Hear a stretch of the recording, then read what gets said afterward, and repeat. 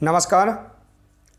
आज के इस वीडियो में हम माध्यमिक शिक्षा मंडल मध्य प्रदेश भोपाल के द्वारा 10वीं और 12वीं की परीक्षा में क्या बड़े बदलाव किए गए हैं, आज हम इस वीडियो के माध्यम से जानेंगे।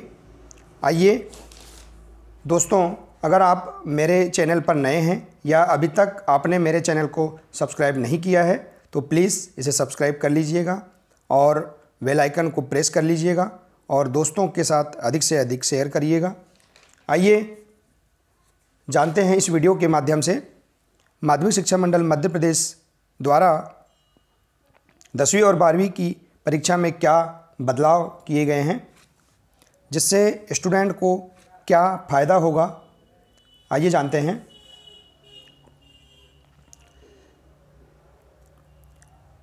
एमपी बोर्ड 10वीं और 12वीं की परीक्षा में बड़े बदलाव, स्टूडेंट्स को होगा ये फ़ायदा। आइए जानते हैं। भोपाल की यह जानकारी है। माध्यमिक शिक्षा मंडल यानी एमपी बोर्ड से 10वीं और 12वीं की परीक्षा दे रहे स्टूडेंट के लिए एक अच्छी खबर है। बोर्ड ने अपने नियमों में बड़े बदलाव किए हैं। नए नियम के मुताबिक यदि स्टूडेंट एक बार बोर्ड परीक्षा में फेल हो गया तो वो 3 महीने बाद वो फिर से परीक्षा दे सकता है। नए नियम में एक और फ़ायदा ये है कि अब मार्कशीट पर सप्लीमेंट्री नहीं लिखा होगा या किसी भी फेल विषय के आगे स्टार नहीं लगेगा।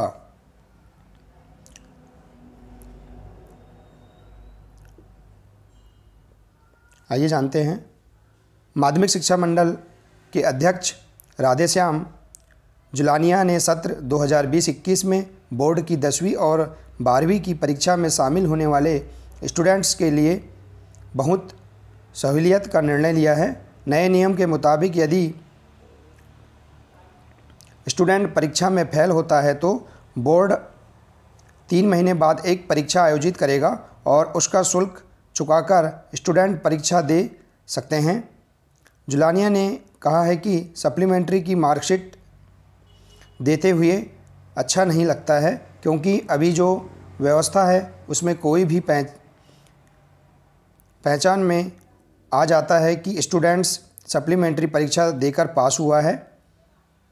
अब मार्कशीट पर सप्लीमेंट्री नहीं लिखा होगा, केवल जिस महीने परीक्षा ली जाएगी वो महीना लिखा होगा। उन्होंने बताया कि यदि स्टूडेंट्स सिर्फ 1 या 2 विषय में फेल है तो वो 3 महीने बाद होने वाली परीक्षा में उसी विषय में शामिल हो सकता है। साथ ही यदि सभी विषय की परीक्षा देना चाहता है तो दे सकता है। फिर जिस परीक्षा में अधिक अंक मिलेंगे वही मान्य किया जाएगा। नए नियम में एक और फ़ायदा है। स्टूडेंट्स अब 12वीं में भी विषय बदल सकते हैं, यानी उसने जो विषय 11वीं में लिए थे चाहे तो वो बदलकर 12वीं में दूसरे विषय ले सकता है। यदि हमने मान लीजिए 11वीं में आर्ट लिया है तो 12वीं में वह अपने विषय साइंस या जो भी अन्य विषय हैं वो ले सकता है। आगे देखिए और जानकारी। नए नियमों से ये होगा फ़ायदा। बोर्ड के नए नियमों ने स्टूडेंट्स को सबसे बड़ा फ़ायदा ये होगा कि उनकी साल बर्बाद होने से बच जाएगी। पहले श्रेणी सुधार के लिए स्टूडेंट्स को अगले वर्ष परीक्षा देनी होती थी, अब उसी साल में परीक्षा हो जाएगी, यानी स्टूडेंट्स श्रेणी सुधार के लिए 3 महीने बाद होने वाली परीक्षा में शामिल हो सकता है। अब स्टूडेंट्स 12वीं में विषय बदल सकता है। किसी भी विषय का स्टूडेंट्स दूसरे विषय ले सकता है और सबसे बड़ी बात, उसकी मार्कशीट पर सप्लीमेंट्री नहीं लिखा होगा, जो कई बार उसे शर्मिंदगी का एहसास कराता है। तो